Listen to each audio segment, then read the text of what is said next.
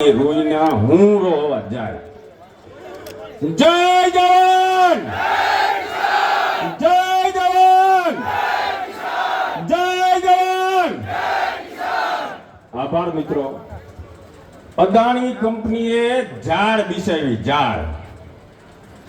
એની સત્તાની, એની પાવરની જે કંઈ એનામાં તાકાત હતી એ તાકાત લગાડી અને એને એવી ઝાડ બિસાવી છે કે આ ખેડૂતો એ ઝાડમાંથી બહાર નીકળી શકે નહીં.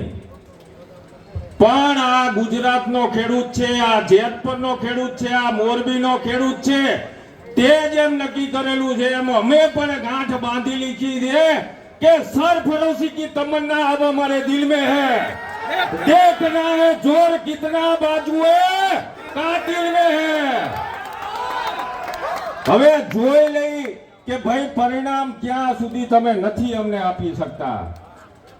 લડત કરવી છે. આ 200 કિલોમીટર, 300 કિલોમીટર થી અહીંયા મોરબી થી બહેનો સ્કૂટીના રેલીની અંદર 42-45 ડિગ્રીના તાપમાનની અંદર અહીંયા આ છાવણીના સમર્થનમાં આવે છે. મિત્રો શું કામ આવે છે ખબર છે? એ માવડી રહીને એ એવું વિચારીને આવે છે કે મારો ખેડૂત દીકરો આજ હારી ન જાય.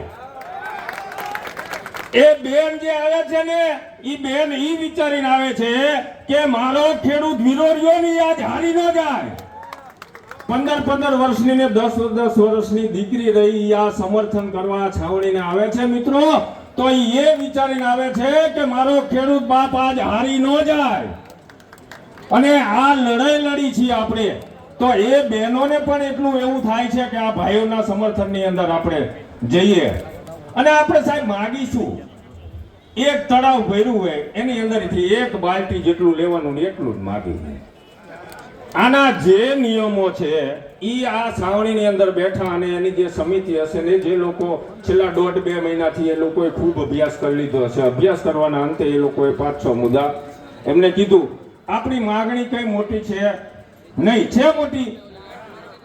હવે આ લોકો એક જ માંગણી તો એવી છે કે સાહેબ ઈ તો વ્યવહાર છે કે એડવાન્સમાં ફૂલ પેમેન્ટ અમને તમે આપો.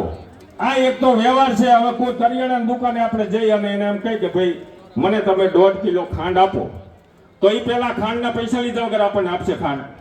પૈસા લેશે કે નહીં?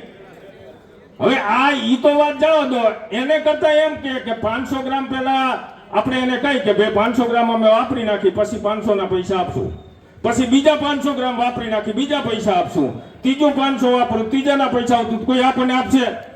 તે આ લોકો આવું કરવા બેઠા છે. હવે આને તો કોઈ સમજાવો કે ભાઈ આવી રીતે ન હોય, પેલા એડવાન્સમાં પેમેન્ટ કરવું પડે. અને છતાંય તમને જો એવું લાગતું હોય તો તમારી ગેસની જે પંપ છે એમાં અમારા ખેડૂતો ગેસની ગાડીઓ ભરાવા આવે, તમે અમને ગેસ ભરી દો અને જેમ જેમ ખૂંટા વપરાતા જાય છે એમ તમને પૈસા દેતા જઈશું. બરોબર? આ તો વ્યવહારની વાત છે, આમાં કઈ ખોટું છે? હવે જો તમારી એવી તૈયારી ન હોય તો પછી પૈસા આપી દો, અને જો પૈસા ન આપો હોય તો ઈ કરો, તો કાલથી આમ ગેસની ગાડીઓ ભરાવા માંડી બધા. બરોબર? ખોટી વાત છે.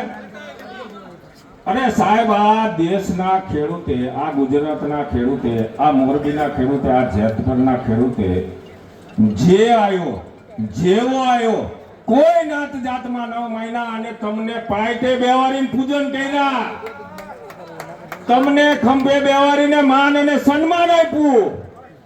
આજ જ્યારે ખેડૂતની લાગણી અમારી છે, અમારી માંગ છે, એ માંગને તમે સ્વીકારી અમે એને સન્માન નથી આપતા તો ધિક્કાર છે તમારા ઉપર. ક્યાં સુધી તમે અમને દબાવશો? ક્યાં સુધી તમે અમને બીવરાવશો? હવે આ ખેડૂત રહ્યો રાતે 12 વાગે પગમાં ચંપલ નાખ્યા વગર ઈ દોડમ દોડ કરતો હોય છે, ઈ કોબરા સાપથી નથી બીવતો ને એને બીવરા નીકળ્યા લાગ્યા. હવે આને કંઈક તો સમજાવો એલા ભાઈ કે આ ખેડૂત એમ બીવે નહીં. અમારા બાપ દાદા વડલાઓ રહ્યા ને એમાં કેટલાય એમાં હાજર છે કે એના પગ એવા થઈ ગયા છે કે એની અંદર કાંટો રહ્યો ને એ લાગે ને તો કાંટો ભાંગી જાય, કાંટો અંદર ઘરી ન જાય. એટલે જાજી વાત નથી કરવી મિત્રો, ઘણા બધા છે.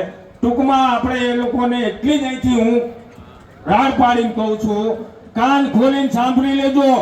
જો આજ ગુજરાતનો ખેડૂત હારી ગયો, ગુજરાતના ખેડૂતને ન્યાય ન મળ્યું, એનું સન્માન ન થયું, તો પરિણામ ભોગવવા પણ તમે તૈયાર રહેજો. મિત્રો જાદુ નહીં બોલતા, અહીંથી મને સૂચન મળ્યું છે. આમ તો વાત કરવી હોય તો 2-3 કલાક સુધી આપણે વાત કરીએ છીએ, પણ સમયની મર્યાદા હોય છે. અહીંયા સ્ટેજ પરથી જે